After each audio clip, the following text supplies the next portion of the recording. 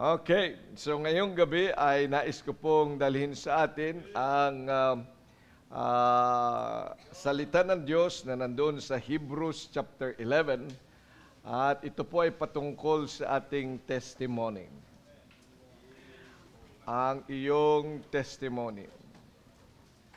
Okay, Hebrews chapter 11, babasahin po natin ang verses 1 down to 6. Okay, basahin po natin Hebrews chapter 11. Ang sabi ng salita ng Diyos, "Now, faith is the substance of things hoped for, the evidence of things not seen. For by it the elders obtained a good report. Through faith we understand that the worlds were framed by the word of God, so that things which are seen were not made of things which do appear. By faith Abel offered unto God a more excellent sacrifice than Cain, by which he obtained witness that he was righteous, God testifying of his gifts, and by it he being dead yet speaketh. By faith Enoch was translated that he should not see death, and was not found, because God had translated him. For before his translation, he had this testimony that he pleased God. But without faith it is impossible to please him.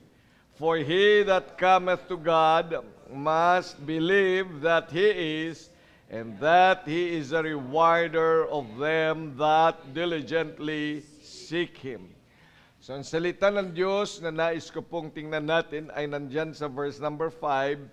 He had this testimony that he pleased God. Ang kanyang patutuo, meron siyang patutuo. At yang patutuong yan, pleased God.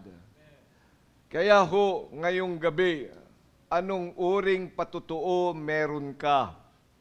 Does it please the Lord? Kahit na anumang sabihin natin sa ating buhay, pero ang totoo, ano ba meron kang patutuo? Is that pleasing to the Lord? Dapat yan ang ating tingnan sa ating buhay. At ang patutuo ng simbahan ay ganun din. Ang patutuo ng simbahan natin, ano ba ang patutuo ng ating simbahan? Ito bang patutuong ito ay pleasing sa Diyos? O ito ay mga papogi points lang sa iba? Dapat po ay tingnan natin na yung mga patutuong yan is pleasing to the Lord. Hindi lamang pleasing sa iba. Gusto natin na magandang sasabihin ng tao sa atin. Pero mas higit pa yung ating patutuo ay ang Diyos ay natutuwa. Dakilang Diyos, pagpalain mo po ang inyong salita sa aming kalagitnaan. At tulungan niyo po ang inyong lingkod maibahagi sa mga kapatid na naririto ngayon ang inyong salita.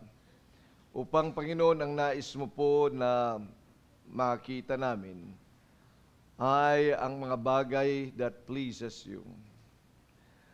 At ang mga patutuo na meron nga ho kami ay tunay na makapagbigay kaluguran sa inyong pangalan. Hindi lamang sa maganda na sinasabi ng ibang tao sa amin, pero higit sa lahat, ikaw po, Panginoon, would testify that you are pleased with our testimony. Maraming salamat po sa pagkakataong ito. Ikaw ang manguna sa amin sapagkat ito ang aming hinihiling sa matamis na pangalan ng aming Panginoong Hesukristo. Amen. Okay, please take your seats. So ang ating text ay hango doon sa tinatawag natin na faith chapter of the Bible. Itong chapter na ito ng Hebrews chapter 11 is we call the Hall of Faith. Kasi dito diniscuss yung mga tao. Inisa-isa niya ang mga tao na totoong may pananampalataya. Okay. So it is indeed a faith chapter. Kung gusto mo maintindihan, ano ba yung pananampalataya? Okay. What is faith? Kalimitan ang sinasabi ng iba, may pananampalataya naman ako eh. In other words, meron daw siyang religion. That is not what we are talking about, faith. Kapag Biblia ang pinag-usapan, hindi yung relihiyon mo. Hindi yung sinisimbahan. Hindi yung mga grupo kung saan ka kasama. Pag sinabi nating faith mismo ay dinefine na ng Panginoon. Tingnan natin, anong faith ba diyan? Dapat natin maintindihan kung ano ba ang pananampalataya. May pananampalataya ka ba? Okay. Ano ba yung pananampalatayang yan? Yan ba ayon sa salita ng Diyos yung pananampalatayang yan?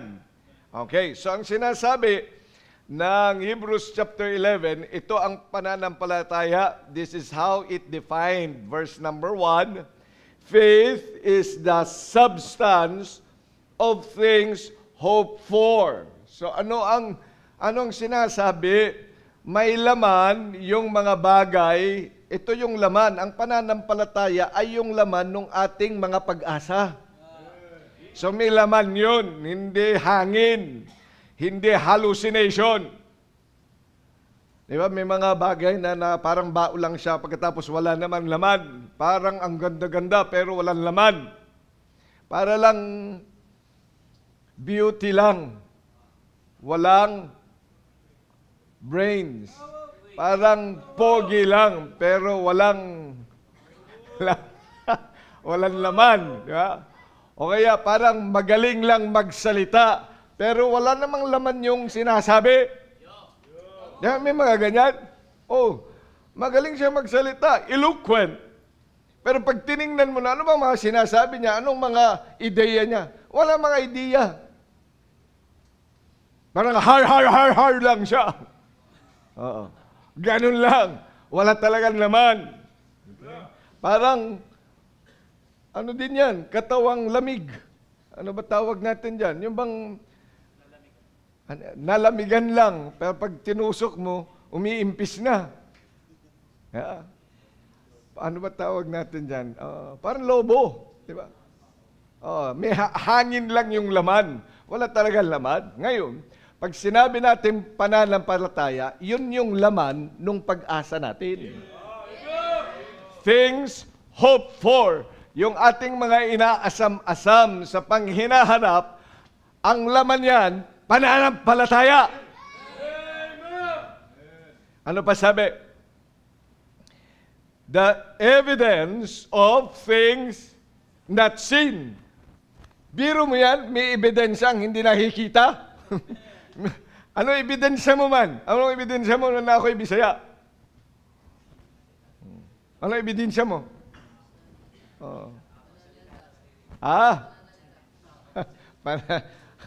Wala ka namang ebidensya eh.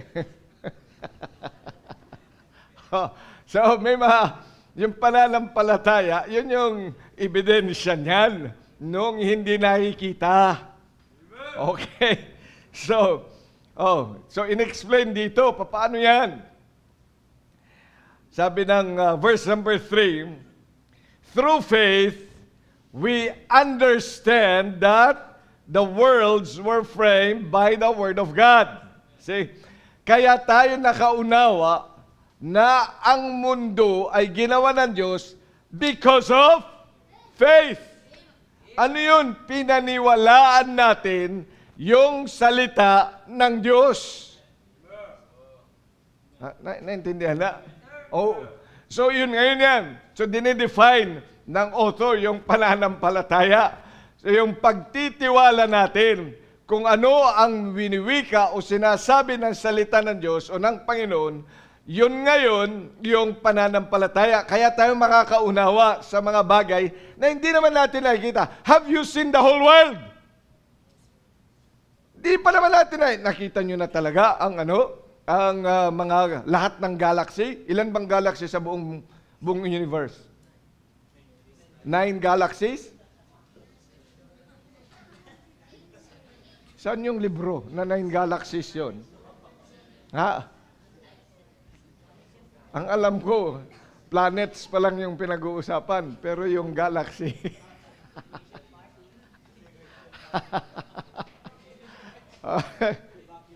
Okay. Mag-aral-aral naman kayo. Okay. Okay. Siya. So napakaraming mga, sabi nila nga, unnumbered. How many stars? Did you count all the stars? We do not know everything about it. Hindi naman natin kita lahat yan. Pero naniniwala tayo na yung kalawakan yan, lahat ng mga bagay na yan, were what? Created by the Word of God, and it was framed by God.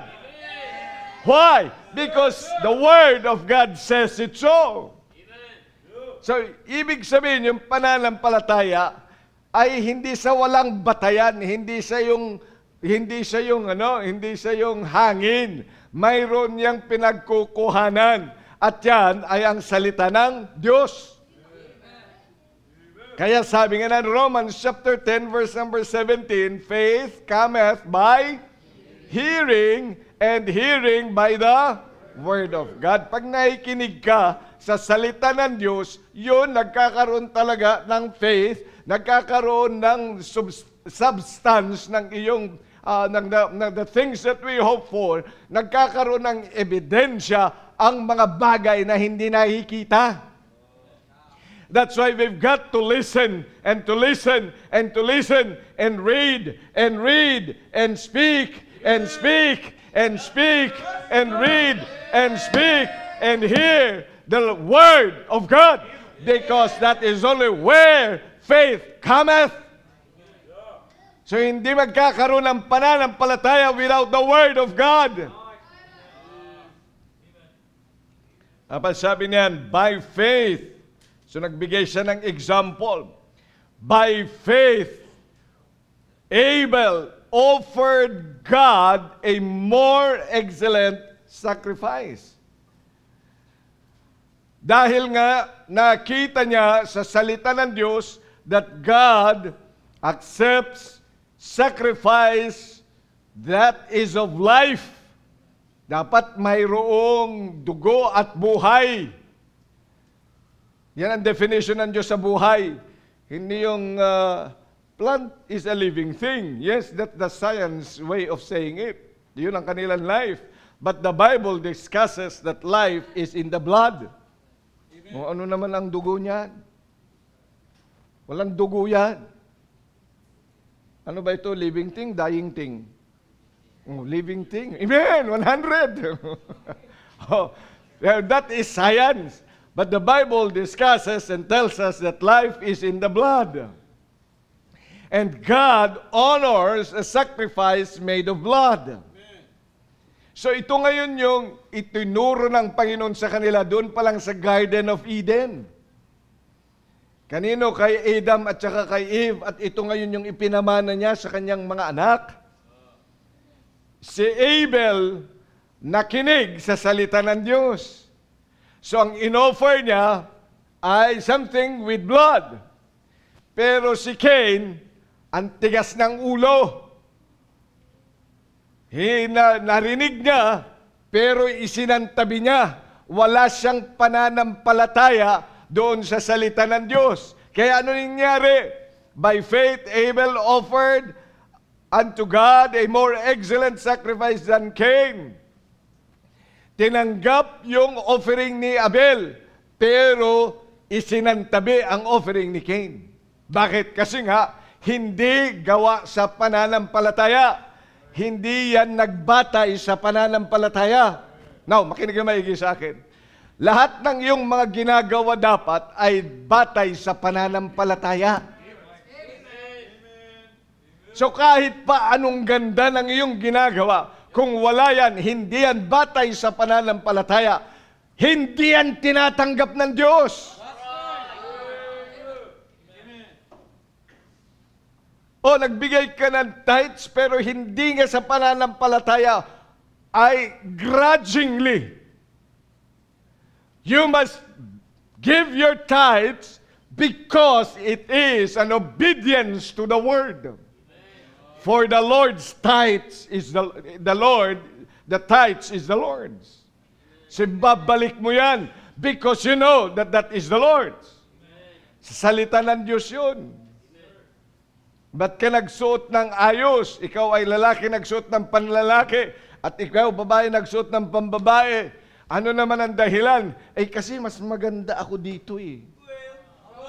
Ay hindi yan batay sa pananampalataya. Yan ay batay sa iyong selfish interest, sa vested interest, and it does not please God. It must be by faith. Dapat kaya yan yung isinuot mo kasi ito nga yung sabi ng Diyos na dapat kong isuot. Yung buhok ko ay ganito, ay ganun din. Yung pagpunta mo ng simbahan, marami napunta ng simbahan kasi estudyante ng academy, hindi o-honor yan. Hindi yan by faith. Yan ay ginawa mo by honor. Pero dapat matutunan mo to live by faith, for the just shall live by faith. Yan ang dapat nating maintindihan. Pag ikaw ay nagso-soul winning, why do you win a soul? Ay kasi hindi makakakanta sa choir pag zero. Ay, hindi ako That is not living by faith. That is living by the ministry where you belong to. Dapat ay by faith. Kaya ka nagso-soul winning because a soul winner is wise, the Lord said. And He said, go into all the world and preach the gospel. Kaya yun ay nag-uubay ka, kaya mo sinusunod yun kasi nga salita ng Panginoon. Yan ang pananampalataya. And then He said, by faith, look, by faith, Abel offered God a more excellent sacrifice than Cain, by which, now you see, he obtained the witness that he was righteous. And, yung sumunod na mga salita, God, what? Testifying of His gift. It is God who now testifies of His gifts. Kasi nga, pleased ang Diyos. Pagdating doon sa verse number 5, here then, this is now Enoch.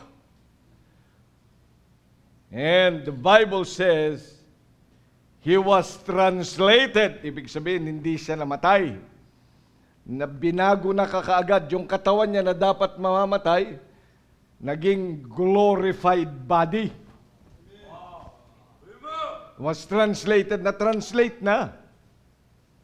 Yung pupwede nang tumagal saan? Sa sangkalangitan. Biro mo yun, aakyat ka sa langit. E pagdating mo dun sa sangkalangitan, dyan pa lang sa may, wala nang hanging mahinga. Paano yun mabubuhay? Kaya nga dito lang tayo nabubuhay. So kailangan maging glorified yan. It should really pass through all spaces. Mabago yung katawan, kagaya din yan. Remember, yung sinasabing translated dito, mga kapatid. Isang araw, yung katawan din natin ay babaguhin ng Diyos. Gagawin ng Panginoon na glorified body kagaya ng katawan niya. Di ba? Tandaan nyo, namatay ang Panginoong Jesucristo, wala nang dugo. Pag may dugo, pag walang dugo, sa tingin mo, buhay? Di ba? Mamamatay. Pero bakit siya nabuhay? Nilagyan ba siya ng panibagong dugo? Hindi na. Wala nang dugo ang katawan ng Panginoon. Pero nabuhay. Pagkatapos, nung pumasok siya doon sa kwarto niya, doon sa kung saan sila nagtitipon, sarado ang lahat, pero nakapasok pa rin siya.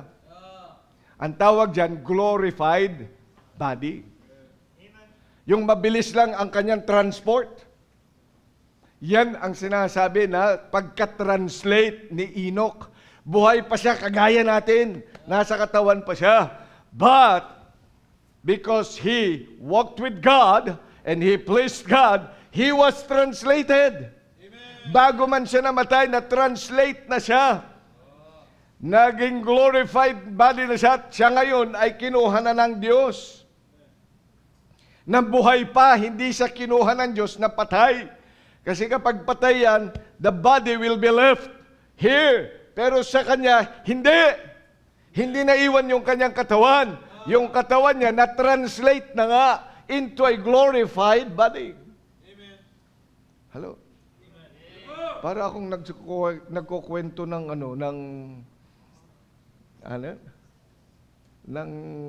ba tawag niyan? Ng sci-fi. Hindi yan sci-fi, totoo yan. Totoo nangyari ito. Salita ng Diyos yan. Hindi yan imbento. Hindi yung ano yan. Hindi yung kagaya ng ano ba tawag niyan? Yung mga alamat ni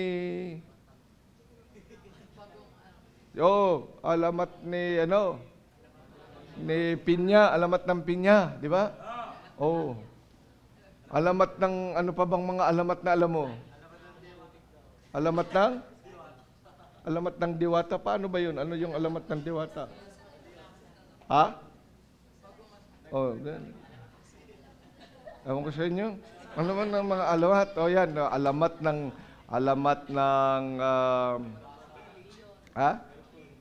alamat ni Maria Makiling. Alam niyo yung alamat ni Maria Makiling dito sa atin.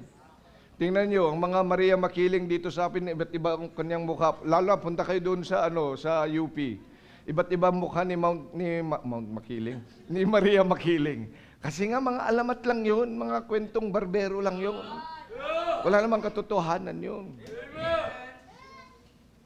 Pero itong nangyaring yan, hindi ito alamat, ito'y salita ng Diyos. So Enoch was a real man. And he was translated, sabi ng Panginoon, by faith, Enoch was translated that he should not see death. So niya nakikita ang kamatayan. Ibig sabihin lang, hindi niya nakita. Siyempre nakikita niya yung mga naunang namatay. Pero yung sa kanyang sarili, hindi niya naranasan na mamatay. Because he was translated before he was dead. Ay tayo, kaya nga tayo, kung may mga nangamatay na nanampalataya sa Panginoon, remember that in 1 Thessalonians, sabi ng Panginoon, ay yung una, yung mga nangamatay kay Kristo ay muling mabubuhay, yan ang resurrection. Pero yung mga buhay, by the time there is a resurrection, yung buhay, ang sabi ng Panginoon, they will be raptured. Yun yung translation din na sinasabi niyan, na hindi pa, halimbawa, ngayon ay dumating ang Panginoon. Doon pa lang sa alapap, bababa ang Panginoon, tutunog yung pakakak. Ang mga patay na nanampalataya sa Panginoon, muli silang mabubuhay at aakyat na sila sa sangkalangitan. Pagkatapos ay susunod naman tayo kakaagad after they are already there in heaven, in the air, then we which are alive shall be caught up together with them in the air. That is rapture. Ito yung translation na tinutukoy niyan. At yan ay hindi katang-isip. Noon palang Old Testament, ipinakita na ng Diyos that is possible. Pagdating ni Elijah, yun pa rin ang ginawa ng Panginoon. He was caught up with what? With a chariot of fire. So sa Old Testament, pinatunayan na ng Diyos that is possible. Hindi yan imposible. Kaya nung ang Panginoong Kristo ay namatay, inilibing, wala na siyang dugo, lifeless body, and yet He rose again. At ipinakita pa nga niya sa atin kung papaano ang glorified body. Walang makakapigil dyan. Kahit sarhan mo ang buong lugar, makakapasok yan, makakaalis at any time. He can travel in space as fast as He can. Yan ang glorified body. At yan ang plano ng Diyos para sa atin. And Enoch experienced this. Yan, magpapasalamat sa Panginoon. At ito'y mangyayari lamang doon sa mga taong nanampalataya. Kaya kung hindi ka nanampalataya sa ating Panginoong Jesucristo, hindi ka kasama dyan. Only the saved who believed in the Word of God, that Jesus died for them, will experience the translation. Amen. Yan po yung sinasabi ng Panginoon. Kaya po, yung text that he had this testimony that he pleased God are those for those who believe, para sa mga naligtas. Kaya mga hindi naligtas, walang pananampalataya ngayong gabi, pwede ka nang matulog. Itulog mo na lang. Maganda-ganda pa yan. At least alam ko. Tulog mo na, ha? Hindi na kita kakausapin. Tulugan mo lang ako. Aba, ay nagising. Sige. Okay. Kaya pilitin mong gisingin sarili mo. Oo. May natutulugan mo, ito ay salita ng Diyos to. Okay. So, itong sinasabi, he had this testimony, ay para lang sa mga ligtas. Yung may patutuo ng kaligtasan. Now, sinasabi natin, bawat isa sa atin ay dapat lamang maging aware sa patutuong ito. Dahil yung patutuo ay mahalaga. Ito nga yung sustansya, ika nga. Ito yung pruweba ng ating pananampalataya. Hello? Pruweba yan. It's a proof. It's an evidence of the things which you say you believe. Yan yung testimony. Yan yung nakikita ng mata. So lahat ng may nananampalataya, yan ay at mahalaga sa atin yan. Kaya dapat ay binabantayan mo yung testimony na yan.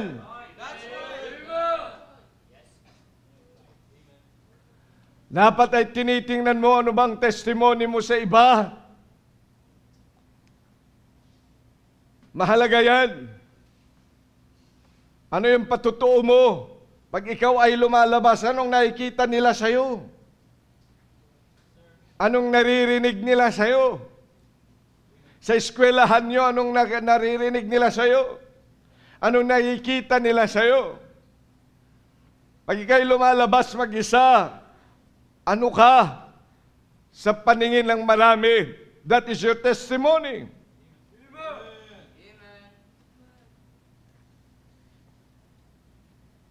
At yung testimony na yan, hindi lamang mahalaga doon sa kanila, kasi yan ay bagay din na nagagamit para ang iba ay makarating din sa pananampalataya. Kaya yung testimony, napakahalaga niyan. Because God uses your and my testimony so that they will be brought to faith. Yan ang gamit ng testimony. Kaya bantayan mo ang testimony mo. Kaya kung ikaw ay nagmumura pa rin, aba, ay dapat lamang alisin mo yan sapagkat hindi magandang patutuo yan. Kung ikaw ay babae, pagkatapos ay nag-aalala, lalaki ka pa rin, o kaya lalaki ka na, kung ano ginagawa mo sa labas, ayan ay hindi makakarating saan sa pananampalataya ang iba. Kaya bantayan mo yung pananampalatayang yan, yung testimony mo, sapagkat yan po ay nakaka-apekto sa iba. Dahil ang testimony, binigay ng Diyos para magamit, para ang iba naman makarating sa pananampalataya. Kaya nga pati yung mga joke mo ay dapat tingnan mo. Dahil marahil imbis na nakarating sa pananampalataya, ang iba ay lumayo dahil lamang sa iyong mga sinabi. Dahil malaga yan. Kaya ho ito ay nandyan sa text na ito, sa pananampalataya, yan ang gamit ng testimony. Yan ang end goal ng testimony. Hindi para ikaw ay maipagmayabang mo sarili mo. That's not the end of a good testimony. The end of a good testimony is that people will get to the faith where you are.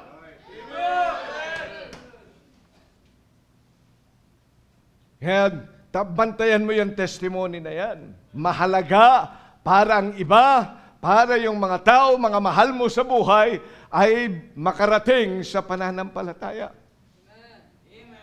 Yan ang kahalagahan yan. Mahalaga ang testimony ng simbahan.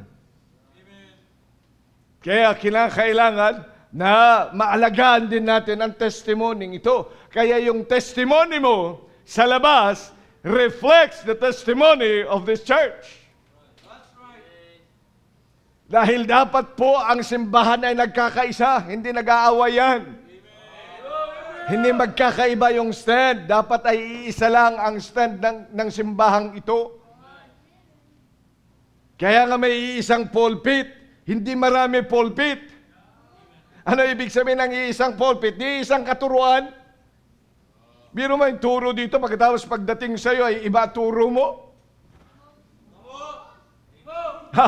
Aba, medyo may ano yan. That is a cause of division and God does not love division. Kaya may isang pulpit para isang turo, mayroong isang standard, mayroon niyang isang bagay na ginagawa natin para sa Panginoon. Yan ang gamit ng testimony. Amen.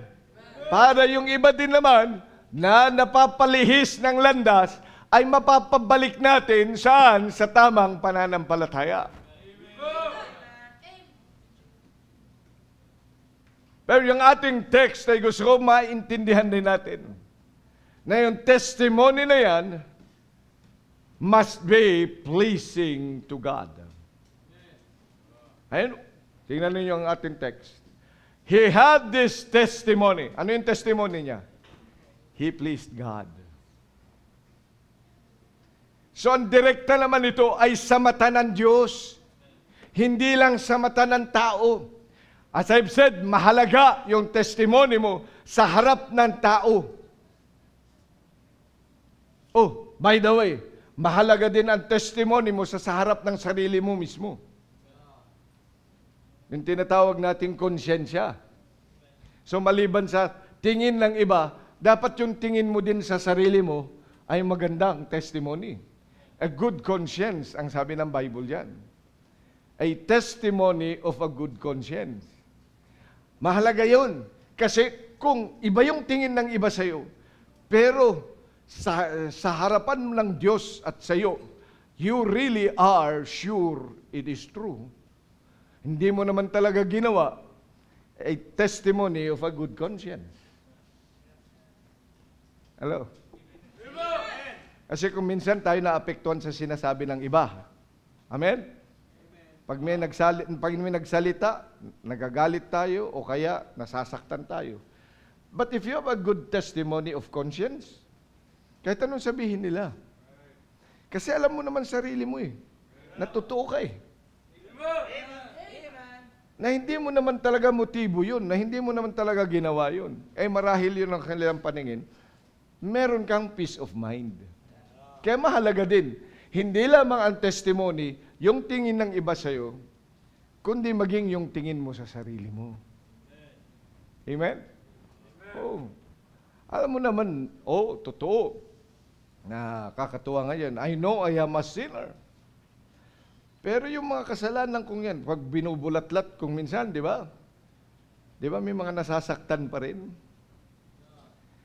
Pero alam mo kung ikaw ay mayroong testimony of good conscience, ibig sabihin, oo, yan naman kasalanan ko noon yun. Ang lahat ng mga yan ay pinatawad na ako ng Diyos. though my sins are scarlet, they are now white as snow. Kasi nakarating na ako doon, sasabihin mo na. Isaiah chapter 1 verse 18. Ano sabi ng Isaiah 1:18? Come now and let us reason together, though your sins be as scarlet, they shall be white as snow. Though they be red like crimson, they shall be as wool. Kasi kapag meron ka, maayos yung konsyensya mo, yung testimony mo sa sarili mo. Kaya tingnan mo lagi. Marami kasi sa atin din ay pakitang tao lang. Paano? Maganda ka sa iba, pero yung sarili mo, hindi. Alam mo naman kasi tinatago ng puso mo, ng isip mo. Kaya dapat ay linisin mo yon, gandahan mo ang testimony mo, hindi lamang sa mata ng tao, kundi sa mata mo mismo. Kaya dapat ay magkaroon ka ng magandang konsyensya, a good testimony of conscience, the Bible says. At yan ang kulang sa ating mga panahon ngayon, kaya maraming mga hunyango, kaya maraming mga nabubuhay sa not of freedom. Pero, kumbaga ang kanilang mga hakbang ay ano yan? Ano tawag niyan? Binibilang kasi baka magkamali at malaman yung aking sikreto. Malaman yung aking mga itinatago sa aking buhay. Siya, magtago ka pa ng kasalanan sa buhay mo, yet you will not have a good conscience. Kaya hindi ka malaya at masayang naglilingkod sa Diyos kasi may mga itinatago ka.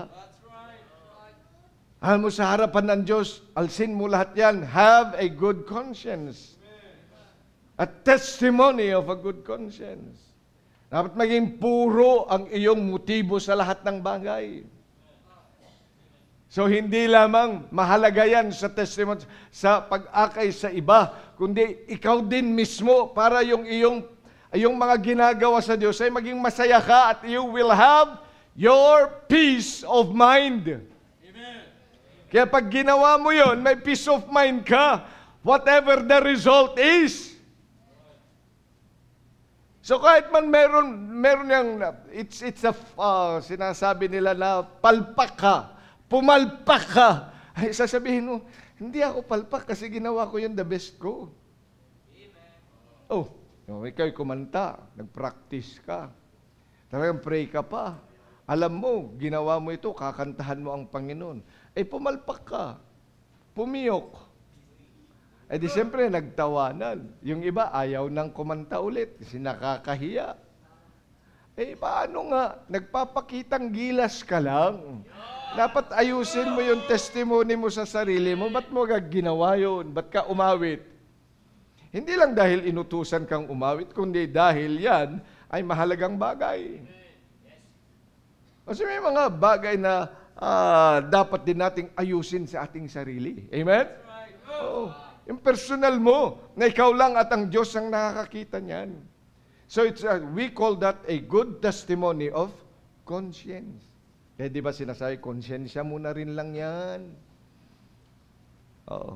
May konsyensya ba? Sino may konsyensya dito? Kumusta konsyensya mo? Maayos ba? Kung hindi, kung wala kang konsyensya, ay ewan ko na lang. So that is an important aspect also of testimony. But our text tells us that our testimony must please God. Amen. So dapat ang Diyos, kagaya nung doon sa verse number 5 kanina, nati o 4 na binasa natin, God was testifying of what? The gift of Abel. Siya mismo nag-testify. Bakit? Because it pleased Him. It pleased Him. The offering of Abel was pleasing to Him. And so, this Enoch also had a testimony that pleases the Lord. Yan ang tanong ko sa iyo. Do you have a testimony that pleases the Lord? What is that testimony that pleases God? Well, number one is a testimony when we respond to the judgment of God. Tingnan natin sa Genesis chapter number 5. Ang buhay ito ni Enoch. Genesis chapter 5.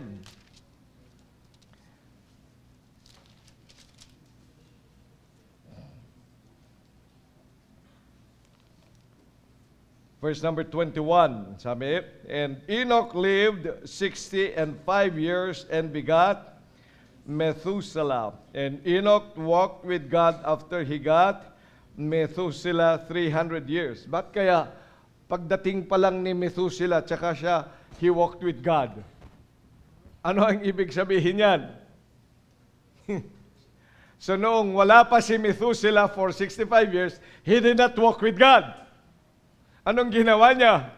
He maybe had been fighting against God. Pero bakit siya ngayon, nung pagkapanganak ni Methuselah, ay bigla siyang lumakad na kasama ng Panginoon? Ano nangyari? Well, pag nagba-Bible read ka kasi, maintindihan mo na yung mga pangalan, may mga ibig sabihin yan. So yung pangalang Methuselah is actually God's message. Ano ang message ng Panginoon kay Enoch diyan, sa kanya? When he said, pangalanan mo yang Methuselah. Ano ba ibig sabihin ng Methuselah? He said, hindi ba yung marami sa isa? Tanungin niyo si Ivan, alam niya yun. Si Ivan ang nag-define nun sa akin eh. Tsaka si mas marami sila kesa sa isa. Okay. Pero ito ang katotohanan na ito. Yung definition nila, lang yun, joke lang yun. Joke lang yun. Pero ito ang totoong definition ng Methuselah. Ay, pakinggan. Mamaya nyo na tanungin si Ivan. Hindi nga lang isa. Okay, Ito ang ibig sabihin ng Methuselah. His death shall bring, di ba? Yun nakikita natin yan. Or, death of sword. Or, in other words, he will die. There is death. In other words. So ano yun? God was sending a message that death is sure. God is sending a message. Sige, sabihin man natin si Methuselah will live for 969 years, but he shall die. That's God's judgment. Ikaw din naman, kahit na anong mangyari sa buhay mo, kahit ano pang estado ng buhay mo, mayaman ka, nakapag-aral o hindi, it shall come to pass because you will die. That's God's judgment. Amen. So dito'y naintindihan ni Enoch that God judges, that there is a death sword because of the sin of mankind. And so he indeed understood, and he was convicted of the judgment of the Lord. Alam mo, bilang mga anak ng Diyos, tandaan natin that the Holy Spirit convicts us. Iyan ang dapat mong tandaan. The Holy Spirit convicts us. Tingnan nyo, John chapter 16.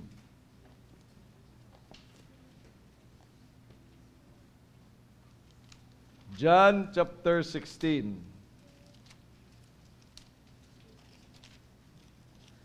Verses 7, 8, and 9. Nevertheless, sabi ng Panginoong Kristo sa atin, I tell you the truth, it is expedient for you that I go away, For if I go not away, the Comforter will not come unto you. But if I depart, I will send him unto you. So who is this Comforter? The Holy Spirit. John chapter 16, verse number 8. And when he is come, he will reprove the world of sin, and of righteousness, and of judgment. Of sin, because they believe not on me. Anong work na ito na sinasabi na gagawin ng banal na Espiritu? Conviction. He will convict you and me. Para pag kay narinig mo ang salita ng Diyos, you will hear and you will respond properly. Yun ang totoong magandang testimony that pleases God, is a person who hears the voice of the Lord and then obeys the voice of God. Hindi siya yung narinig niya yung salita ng Diyos, pero pasok dito, labas naman yan.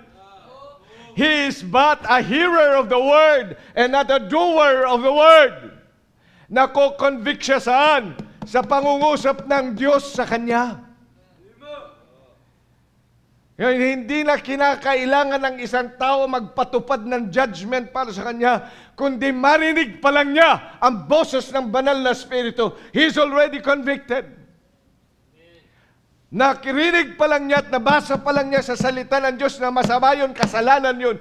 Doon pa lang sa kanyang pagkaalam, humihingi na siya ng tawad sa Diyos. Hindi kinakailangan mabuking siya.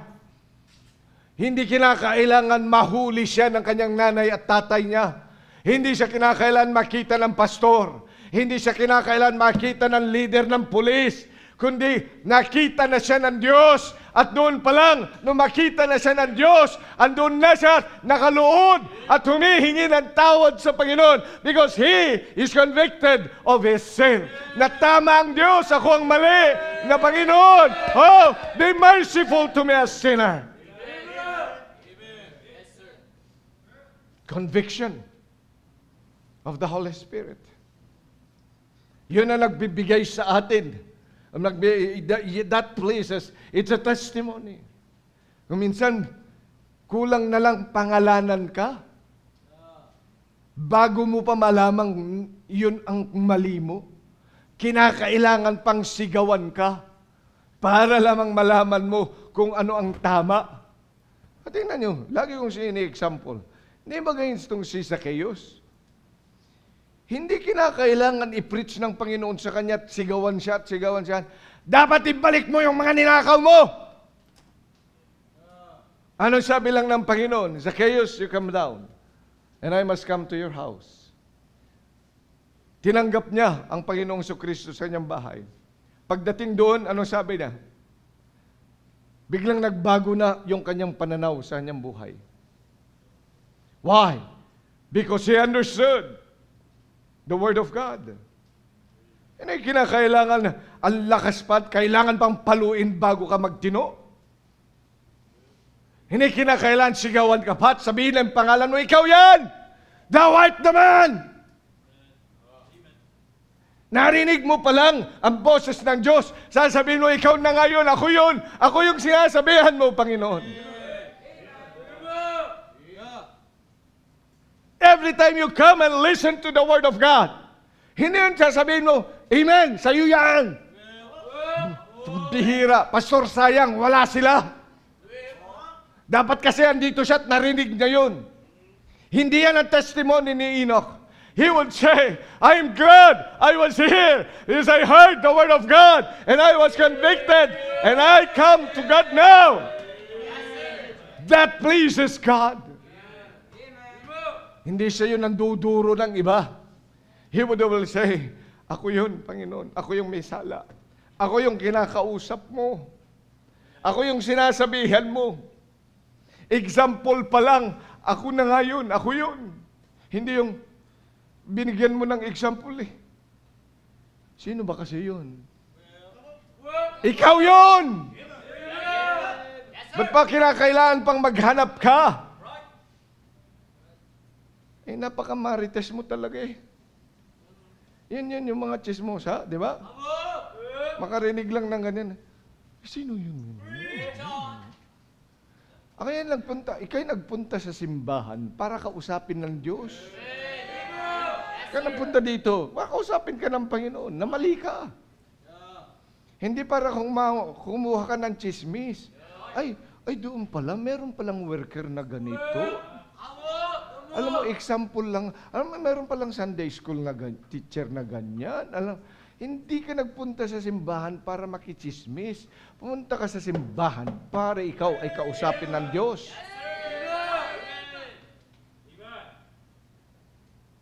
This is a testimony that pleases the Lord. When the Holy Spirit, when the Word of God is preached, para sa iyo yun. Huwag mo nang hanapin yung iba. Kasi pastor, parang hindi ako makarelate. Isulat mong malalim sa puso mo. Isang araw magagamit mo yan. At isang experience sa buhay mo. Kaya nga, di ba, napakaliwanag sa salita ng Diyos. Ang sabi niya, write them in the table of your heart. Bakit table of your heart? Ba't ba may table pa ng heart? Ba't ba ganun ang salita ng Diyos? Write them in the table of your heart. Di ba ang table ay lamesa? Tama? Lamesa. Tapos yung puso ko, may lamesa pala doon. Oo nga, kasi nga, alam mo yung lamesa? Di ba yung lamesa, lagayan ng pagkain.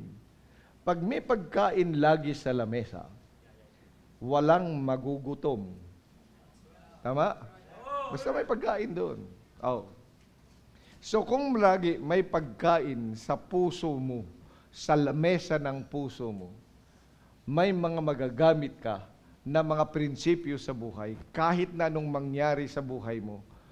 Pag doon sa puso mo, punong-puno ng pagkain, mga magagamit mo para sa bawat problema, hindi ka mamumroblema. Kaya kapag ikay napunta sa simbahan at ikay nagbabasa ng Bible, ganun yun, ibig sabihin. Kaya nilalagay mo sa puso mo yun, iniintindi mo yung mga sinasabi. O ngayon, pinag-uusapan ni he had this testimony that he pleased God. Na dapat lamang lagi ikaw ay mayroon conviction na nararanasan, kinakausap ka ng Diyos as the pastor preaches. Pero kung hindi ka kinakausap ng pastor, ng Panginoong Kristo, that the Holy Spirit is no longer speaking to you, dapat nang iniiyak mo at hinihingi mo sa Diyos, Panginoon, I like you to speak to me. Gusto ko patamaan mo ako. Gusto mo durugin mo ako. Pakita mo sa akin ang aking mga mali sa aking buhay. At yun po ang aking dadalhin doon sa altar. Dahil alam ko hindi pa ako perpekto. Maraming pumupunta sa simbahan, akala mo'y walang kasalanan. Oh, tingnan mo. Late na. Nagagalit kapag sinabi, pinatamaan na naman. Tingnan mo, late na yun, ha? Bakit nga? Kasi hindi siya makapag-pray na sana, Panginoon, durugin mo puso ko. Pakita mo sa akin yung mali ko. At kapag yan ay binigay na sa akin yan, tatanggapin ko para sa akin yan. Yan ang pinapanalangin ng isang mananampalataya. Yan ang tama. That pleases the Lord. Kaya ho tayo may prayer na dapat bago pumunta ng simbahan, ikaw ay humihingi na ng tawad sa Panginoon.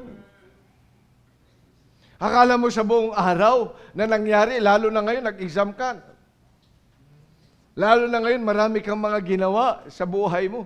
Sa tingin mo, wala kang naging problema at hindi mo na nasaling man lang that you have not uttered something that is bad against God. Tapos pupunta ka dito, parang walang kasalanan kasi, wow, ganda-ganda niya. May lipstick na pula, may bag na pula, lahat-lahat na lang, may kulay na gaganda-ganda at uupudan. Oh. Parang wala talagang kasalanan. Parang napaka-holy. Parang masarap tawag nito, sambahin. Ano bilang anak ng Diyos, dapat maintindihan natin that our testimony should really please the Lord. Amen. So let the Holy Spirit indeed convict us. Nako-convict ka pa ba? Amen. Do you still ask the Lord to forgive you of your sins? Pagtulog mo sa gabi, parang wala kang kasalanan sa Diyos. Paggising mo sa umaga, ganun din. Bilang mga mananampalataya, dapat magkaroon tayo ng sense of urgency and appreciation of the judgment of God. Of His righteousness, of His judgment, and of sin. Yun ang dapat doon tayo nako-convict. And then, makikita natin yan. Kaya nga sinabi, He walked with God. Anong ibig sabihin ng walking with God? Well, napakaliwanag sa Matthew chapter 28, hindi ba? Verses 19. At yung kinanta ng atin pong mga awit ngayong gabi. Matthew chapter 28, tingnan nyo. Verse number 19 and 20. Go ye therefore and teach all nations, baptizing them in the name of the Father and of the Son and of the Holy Ghost, teaching them to observe all things whatsoever I have commanded you, and lo, I am with you always, even unto the end of the... So kailan mo kasama ang Panginoon? When you go into all the world, when you go and teach all nations, when you go on soul winning, when you let somebody else get baptized, when you go and teach all nations, when you go to any person, teach the Word of God, get them to church and get baptized, then we walk with God. Kaya sa tingin mo ba, kapag hindi ka nag-soul winning, kapag hindi ka nagdadala ng tao sa simbahan, pag hindi mo tinuturuan niyang sumunod sa tubig ng bautismo, pagkatapos ay hindi ka nagtuturo ng salita ng Diyos, sa tingin mo ba kasama mo ang Panginoon? Do you walk with Him? Remember that Jesus came down. He said, I have come that they might have life and that they might have it more abundantly. He said that I came to seek and to save that which was lost. Yan ang cause ng Panginoon. Yan ang kanyang dahilan ba't nagpunta rito. Hindi mo siya makakasama kung mananatili ka na nandoon, nakaupo, nakatulog, o kaya nanonood ka lang saan doon sa iyong cellphone, wala kang ginagawa. You're not walking with God. Lagi kang hiwalay sa Diyos. But if you're a person who makes soul winning to be your lifestyle, that it's just like a breath with you, na pang hininga mo na yan, then you can be sure that Jesus is walking with you. Yan ang totoo. Walking with God. He walked with God. So hindi yan nawala sa kanyang bibig ang salita ng Diyos. Hindi nawala sa kanyang puso, hindi nawala sa kanyang isipan. Kaya nga sabi niyan, sabi ng kay Joshua, this book of the law shall not depart out of thy mouth, but thou shalt meditate therein day and night. Para saan? Para lahat ng mga gawin mo ay mag-prosper dahil ang gagawin mo ay yung salita ng Diyos. At kung sinasabi mong ginagawa mo ang salita ng Diyos, ipinapangaral mo yan sa iba. That's why you do not put the Word of God away from you. Mas maganda na yun. Kaya kung nag-chismis ka lang, ay hindi ka lumalakad na kasama ang Panginoon. Dahil hindi chismoso ang Panginoon. Kahit kailan. But He is a Savior. Kaya tanong ko sa iyo, ilan na naliligtas na sa bibig mo? Sa kasasalita mo. O ilan na ang nasira natin dahil sa mga chismisan natin.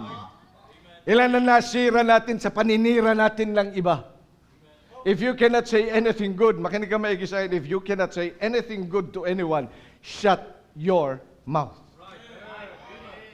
Kung may komentaryo ka sa isang tao, zap your mouth. Pinakamaganda, kausapin mo siya at pakita mo sa kanyang mali. Makakasama mo pa ang Panginoon. Bakit? Kasama mo salita niya eh. Pinangangaralan mo siya. Alam mo, kapatid, mali talaga yung nakita ko sa iyo at saka narinig ko. Tingnan mo ang salita ng Diyos. Sabi ng Panginoon. Amen? Oh. Ay di mas maganda pa yun.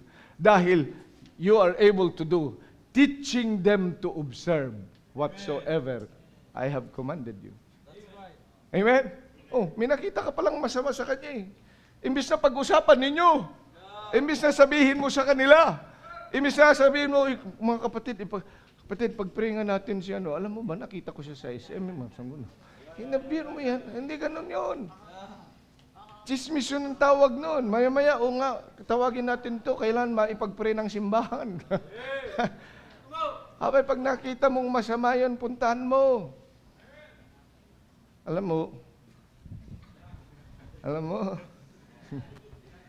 mo, sama talaga yung narinig ko sa iyo eh. Pero sabi ng Panginoon ito, brother, tingnan mo. Mas maganda pa yun. Teaching them to observe. Yan ang tamang gamit yan. Kaya kung ikaw naman ay wala at wala kang ginagawa, kundi salita ka lang ng salita doon, kinukwento mo. Alam mo, Daniel, si Kuya Jelmark pala, ganun ano? Ano? Di ba? Ano? Kilala mo ba si Kuya Jelmark? Hindi. Yung payat doon na hindi, ganun yun. Yun yung Kuya Jelmark. Alam mo, tapos pumatol ka rin, di ba? Nagsalita ka rin patungkol sa kanya. Yun ba? Yung payat na yun? Yung hindi marunong umiti. Ano tawag natin doon? Di nagchichismisan tayo, di ba? So, pag nagchichismisan tayong ganyan, pinag-uusapan natin yan, hindi tayo lumalakad sa Panginoon. Dahil hindi sasama ang Panginoon, sabi niya, mga chismosong to, maiwanan nga. Pupunta siya doon kasi ang gusto ng Panginoon, magligtas ng kaluluwa. Ang gusto ng Panginoon ay patibayin ang mga yan. Ang gusto ng Diyos ay mapuno ang isipan ng mga tao ng salita ng Diyos. And that is the testimony that pleases the Lord. He walks with God. So hindi lang siya lumalakad sa isip. Hindi dahil lang siya sa nagbasa. Kundi maging siya ay sa kanyang buhay naglalakad, ibig sabihin, yung activities niya sa kanyang buhay kasama ang Panginoon. Amen? Pag ikaw ay nag-aaral, kasama mo rin ang Panginoon. Pag ikaw ay nagtatrabaho, kasama mo rin ang Diyos. Pero tingnan niyo, ang mga nagluluto na hindi kasama ang Diyos, pira naman, niluluto ang... Tingnan mo, anong klase niluluto nun? Ay bubuhusan pa niya yan ng, bahala kayo dyan. Lalagyan niya ng sangkaterbang asin. Ay galit na galit. Kasi nga walang Panginoon sa kanya eh. Asin, diabetes? Hindi.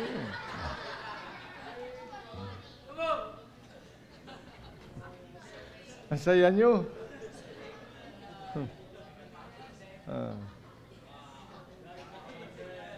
So walking with the Lord.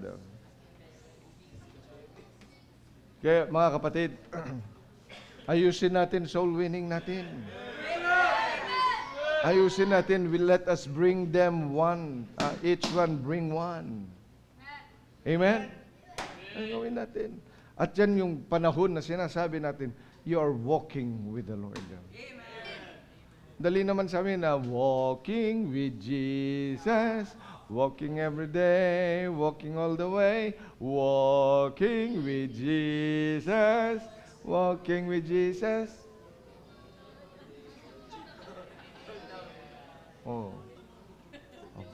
Pero mo yan, nasa nakakanta natin, pero totoo ba? O hanggang kanta lang? Ay, dapat tayo sa soul winning. Dapat sa pag-aaral ng salita ng Diyos, yun ang walking with Jesus. Ay dapat ay yan ang maging testimony mo sa buhay. And then, makikita natin doon sa Jude 14. So ano yung what is the testimony that pleases the Lord? A testimony that responds properly to His judgment. A testimony of walking with God.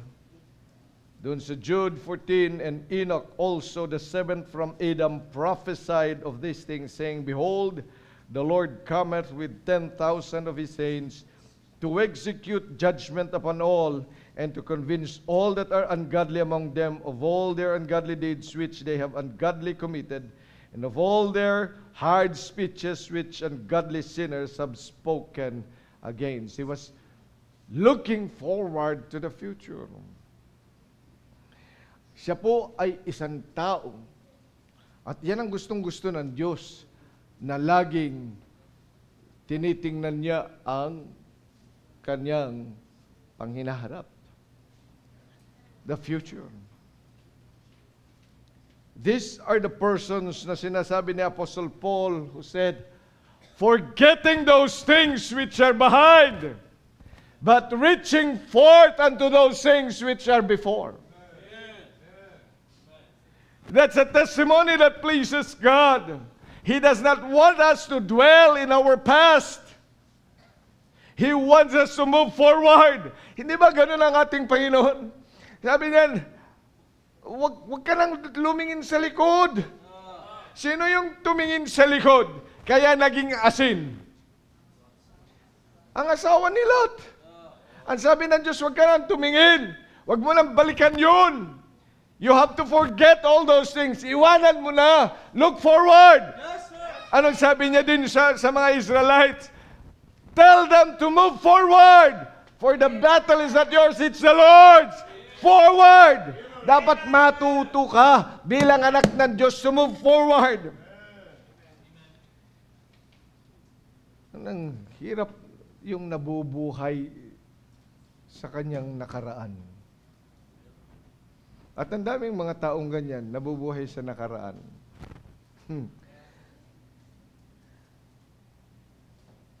Number one, nabubuhay siya sa mayaman siya noon, mahirap na nga siya ngayon.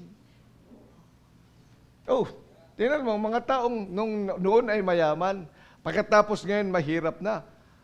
Pagkatapos ay pinipilit pa rin niyang magbuhay mayaman. Ang mangyayari sa kanya, ay di laging may bumbay. Laging utang ng utang. Utang dito, utang doon, utang dyan. Inutang na niya lahat ng buhay niya, pati kaluluwa niya na asanglan na niya. Bakit ho? Kasi nga, hindi marunong mabuhay kung ano yung sa ngayon at sa hinaharap. Nabubuhay siya sa kanyang nakaraan. Yung iba naman ay nabubuhay saan? Sa failure sa nakaraan. Kaya hanggang ngayon, hindi makamove on. Laging masama ang loob. Laging nagpapaawa effect. Laging si paawa. At laging si paasa. Yan.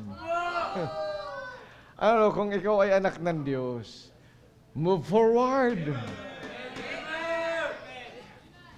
Iwanan mo na yung nakaraan. Whatever is in the past, iwanan mo na yan. Amen? Oh. Sabi ng Bible, di ba? A righteous man falleth what? 7 times, but rises up again. Get up! Move on! Yan ang nais ng Diyos. That's the testimony of this Enoch. He was preaching now the future. He was looking towards the future. Yes, he knows that he had not been walking with God in the past 65 years of his life. Pero nung nakilala na niya, nalaman niya ang judgment ng Diyos, he responded properly. He listened to the Word of God. He listened to the Word of the Holy Spirit. He listened to the conviction of God. And he responded properly. And so he started walking and walking the way where God wants to go. He was there. And not only that, when God said, look up to heaven, if ye then be risen with Christ, seek those things which are above. Dapat ay iwanan mo na yung mga nakaraan na yan. Huwag ka nang mabuhay doon. Yung lagi nang sana kasi ginawa ko to. Sana dalawa ang puso ko. Sayang, ba't ba ngayon lang tayo nagkatagpo? Bakit ba? Ayun, hanggang ngayon. Kung bakit kasi. Oh. Abay, iwanan mo na yung nakaraan, kapatid. Mabuhay ka na ng mag-move on. Amen. God has so much in store for you and for me. Marami pang mga plano ng Diyos sa buhay natin. Sabi nga ng isang kapatid, magpo-focus na siya. Dapat talaga looking unto Jesus, the author and the finisher of our faith. Pero yan ang dapat talaga sa atin. May mga pagbagsak, mga kapatid.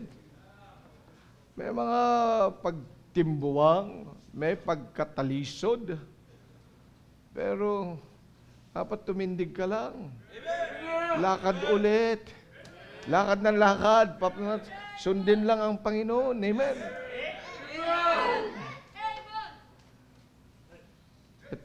At alam natin yan, kahit kailan, ano sabi ng Panginoon sa Hebrews chapter 10 verse 6? He is not unrighteous that He will forget our labor of love. 6 verse number 10, ano sabi?